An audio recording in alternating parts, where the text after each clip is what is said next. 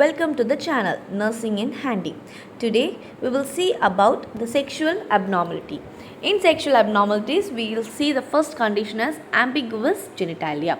So before proceeding to the video, we must know what is meant by ambiguous genitalia is. So when a baby is born, as a nurses, we do the head to toe examination. In doing the head to toe examination, we also perform the genital organs examination. So when we do the genital organ examination, it is very difficult for us to identify what is the sex of the baby is. What is the sex means either male or female. It is very difficult for us to determine what sex the baby belongs to. So that is known as ambiguous genitalia. So we'll see what is the introduction is. The baby's genetic sex is determined when the sperm and the egg fertilizes. The male baby is born when X and Y chromosomes fuses, and female baby is born when X and X chromosomes fuses. So in that cases, when a male baby is born, their genital organs does not look like a male, it looks like female. And when a female baby is born, their genital organs does not look like a female, it appears like a male. So ambiguous genitalia is a rare condition in which an infant's external genitals don't appear to be clearly either male or female. So the definition is ambiguous genitalia is a rare condition in which an infant's external genitals don't appear to be clearly either male or female. In a baby with ambiguous genitalia, the genitals may be incompletely developed, or the baby may have characteristics of both the sexes.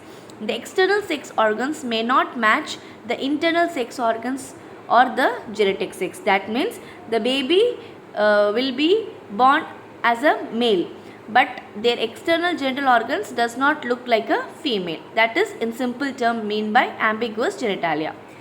The causes is the lack of deficiency of male hormones in a genetic male fetus that causes ambiguous genitalia, or while due to the male hormones exposure during the development results in ambiguous genitalia in a female. Mutations in the genes and chromosomal abnormalities also the cause of ambiguous genitalia. So the causes of ambiguous genitalia in a genetic female, it may include congenital adrenal hyperplasia and prenatal exposure to male hormones and certain drugs that contain male hormones or stimulate the production of male hormones in a pregnant woman, and tumors, and rarely a tumor in the mother can produce male hormones. The other causes of ambiguous genitalia is impaired testicle development in male, androgen insensitivity syndrome, abnormalities with testis or testosterone, and 5A reductase deficiency. So this enzyme defects impairs the normal male hormone product. So these all are the other causes of ambiguous genitalia. So next is risk factors. The risk factors like death during the infancy without any cause, difficult getting pregnant, lack of menstruation, and extra facial life of hair in the females, and abnormal genitals, irregular physical maturations during puberty, and the symptoms which include is the babies who are genetically female with 2 X chromosomes may have an enlarged clitoris which may resemble like a penis, closed labia or labia that include folds and resemble a scrotum, lumps that feel like testes in the fused labia. So you can see from the image, it is very difficult for us to identify the male or the female baby is. Sometimes what happens is the female baby may have the undescended testes, that is one side of the scrotal pouch will be empty. So that will cause the confusion of the healthcare workers and the caregivers whether the baby is genetically male or female is. So the genetically male babies, that is X and Y chromosomes, they will resemble like a condition in which the narrow tube that carries the urine and semen does not fully extend to the tip of the penis, that is hypospadiasis will be there in the babies, and abnormality small penis with the urethral opening closer to the scrotum. The absence of one or both testicles in what appears to be scrotum is. The blood test to assess the chromosomes and hormonal level, that is diagnosis, imaging tests like X-rays, ultrasounds or MRI scans, laparoscopies or biopsies to check out tissue from the sex organs. So these are some of the diagnoses for the babies who are born with the ambiguous genitalia, and with the physical examination also you can identify the condition. Next is management. So this management includes, it is not limited to a single individual in the medical professional.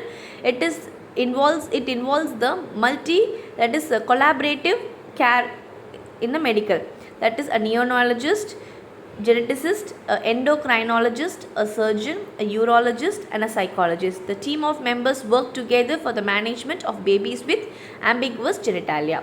So in addition to the medical management, we go for the surgical management.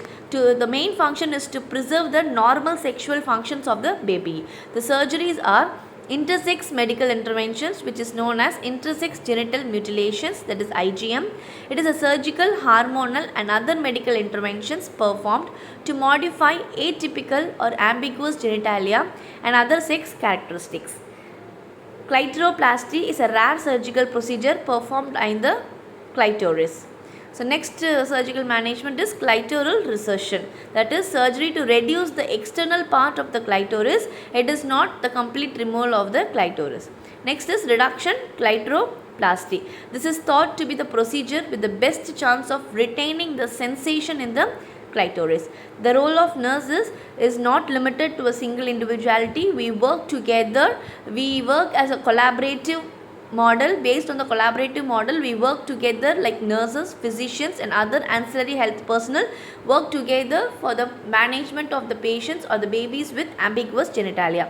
The main intention is to preserve normal sexual functions of the baby and also to prevent the further complications in the genital organs, that is the secondary sexual characters will get delayed, the attainment of puberty will get delayed, and also as soon as possible, if you are not able to correct with the medical intervention, you have to go with the surgical interventions. So if you have any doubt, kindly drop down in the comment box.